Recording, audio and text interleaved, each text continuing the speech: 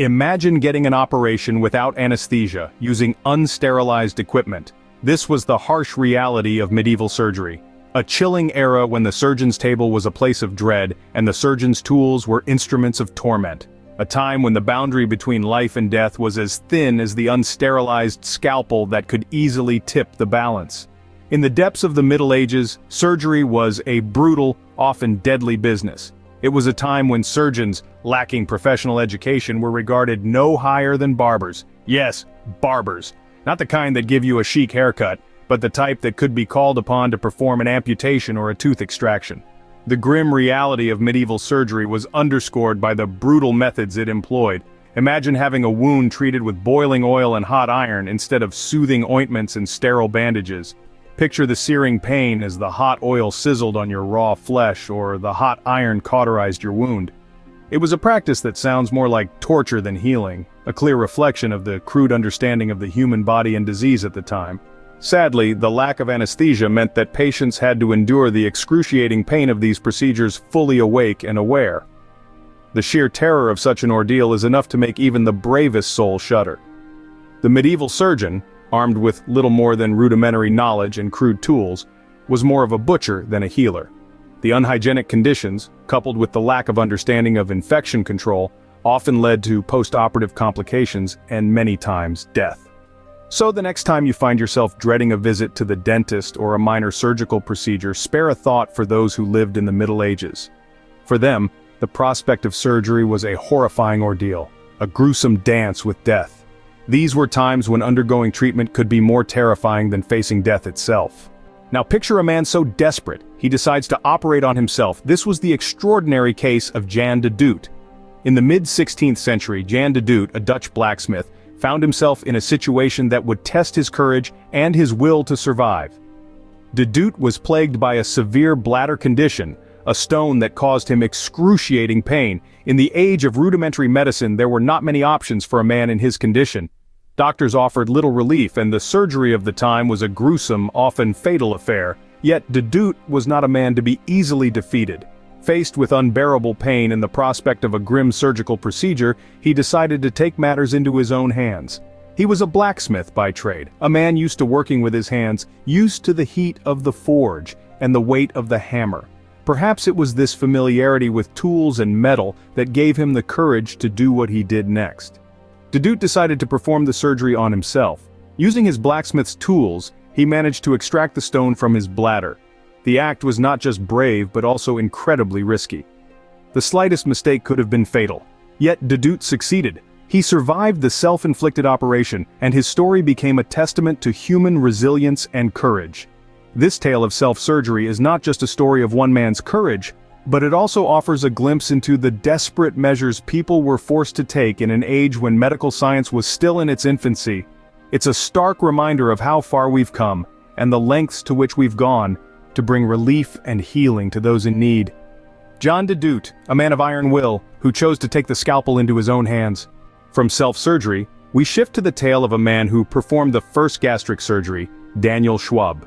Schwabe, a relatively unknown figure in the annals of medical history, was a man of intellect, daring, and unflinching determination. He was a surgeon who didn't shy away from the terrifying unknown, and it was his audacious spirit that led him to perform the first successful gastric surgery. In the world of medicine, the stomach was once considered a forbidden zone. It was a complex organ, hidden deep within the human body, and the thought of cutting into it was unthinkable. But Schwabe saw beyond the fear and the risks. He saw an opportunity to save lives, to change the course of medical history, and he seized it with both hands. The surgery Schwabe performed was not only groundbreaking but highly risky. With primitive tools and a rudimentary understanding of human anatomy, he embarked on a medical journey that many considered a death sentence. The patient's survival was far from guaranteed, and the potential for complications was high. But Schwabe, with his pioneering spirit and unwavering belief in the power of scientific progress, pressed on. And what a momentous achievement it was. The success of Schwabe's gastric surgery was a watershed moment in the history of medicine. It opened the door to a whole new field of surgical procedures, transforming the way doctors approach the treatment of stomach conditions. It was a significant leap forward, a testament to the courage and ingenuity of one man who dared to challenge the status quo. Schwabe's achievement didn't just alter the course of surgical history, it also paved the way for future medical breakthroughs. His boldness inspired others to push the boundaries of what was possible, leading to advancements that we now take for granted. So, as we delve into the bloody history of surgery, let's take a moment to honor Daniel Schwabe, a pioneer who dared to venture into uncharted medical territory. In the midst of these grim conditions, there were individuals who strove for change. One such man was Andreas Vesalius. Born in the early 16th century, Vesalius was a man of science, curiosity, and courage. He dared to question the accepted medical wisdom of the time, which was largely based on the works of the ancient Greek physician Galen. Vesalius believed that to truly understand the human body and how to treat it, one must study it firsthand. This notion led him to perform dissections on human cadavers, an act that was both controversial and revolutionary. His detailed observations and meticulous illustrations formed the basis of his seminal work, De Humani Corporis Fabrica, or On the Fabric of the Human Body. This book laid the groundwork for modern anatomy, and by extension surgery. However, Vesalius's groundbreaking approach didn't come without resistance. His direct contradiction of Galen's teachings sparked outrage among his peers, leading to heated debates and professional isolation. But Vesalius stood firm, convinced that the path to medical advancement lay in empirical observation rather than blind adherence to tradition. His work also put him at odds with the Church. The act of dissecting human bodies was seen as a violation of religious norms and was often met with severe punishment.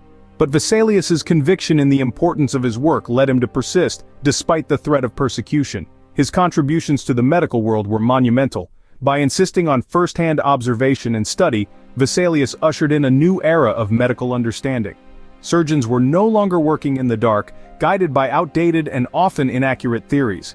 Instead, they had a clear, accurate map of the human body to guide their operations.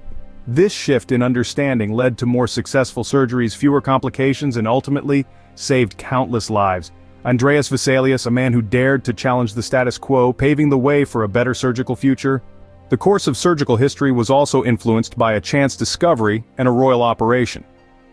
Our story now veers towards Ambroise Paray, a military surgeon who stumbled upon a revolutionary method of treating wounds. In the heat of battle, Paray found himself without his usual supply of boiling oil, a ghastly treatment that was commonly used to cauterize wounds. In desperation, he used a mix of egg yolks, oil of roses, and turpentine. To his astonishment, the soldiers healed far better and faster than those treated with boiling oil. This serendipitous discovery marked a significant shift away from the barbaric practices of the past and towards a more humane approach to surgery.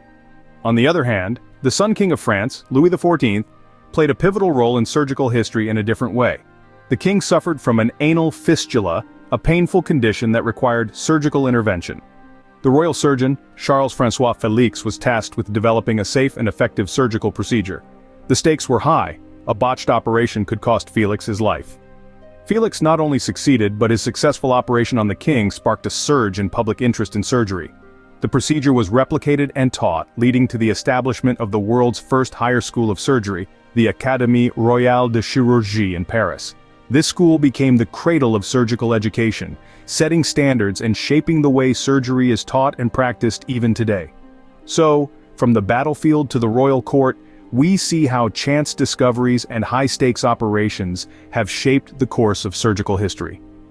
These stories remind us that progress often comes from the most unexpected places, and that the quest for knowledge and improvement is a journey filled with twists and turns. From chance discoveries to royal surgeries, the history of surgery is indeed a fascinating one.